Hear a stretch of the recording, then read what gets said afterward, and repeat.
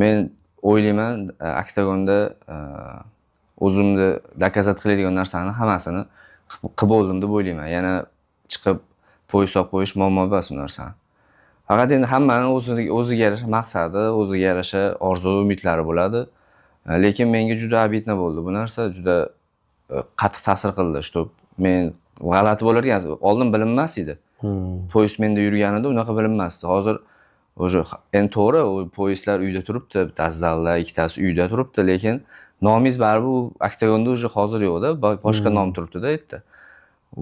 G'alati bo'lar ekan. Poyez O'zbekistonda yo'qda уже 70 kiloni. Men masalan 2 yil poyez ushlab turgan bo'lsam, aka, ishoning, hech kim urushgani yo'q poyezdga. Men damaro qiynalib ketganman. Bilasizmi, o'zbeklar bilan ham stichka bo'lgan shuning orqasidan. Men tushuntira olmaganman ularga. Insonlar, men chempionman, men sizlarni hali tanlashga imkoniyatim yo'q. Kimni bersa o'shani urushaman.